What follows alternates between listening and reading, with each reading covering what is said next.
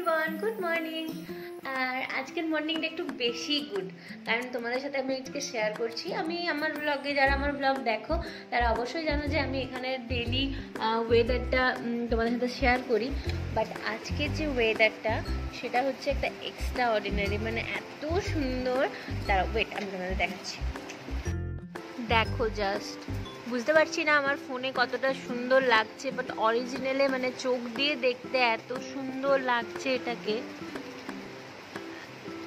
সকাল থেকে বৃষ্টি পড়ছে আর সকাল থেকে এরকম পুরো পাহাড়গুলো ধোঁয়া ধোঁয়া ধোঁয়া হয়ে আছে, মানে এত সুন্দর লাগছে যে তোমাদেরকে আমি কি বলবো।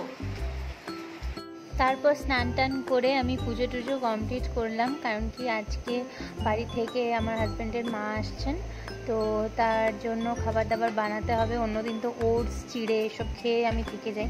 তো যাই হোক, আজকে সবজির মধ্যে ছিল ভেন্ডি, তো ওগুলো ভাবলাম ভাজবো, আর ভাবলাম ডিমের তরকারি করব। তো আমি ছটফট করে কাজে লেগে পড়লাম রান্না করার জন্য। আর রান্না করতে করতে ওইদিকে আমাকে মা ফোন করলো যে ও মানে পৌঁছে গেছে। তো এবারে মা তো একা আসতে পারবে না রুম পর্যন্ত, কারণ কি লাগেজ আছে। তো আমিও ভাবলাম যে যাই গিয়ে নিয়ে আসি, তো সেই করতে বেরিয়ে পড়লাম। আর বেরিয়ে গিয়ে যেটা দেখলাম যে সারাদিন এত বৃষ্টি হওয়ার পরে মানে চারিদিকটা এত সবুজ সবুজ করে উঠছিল, মানে খুবই সুন্দর।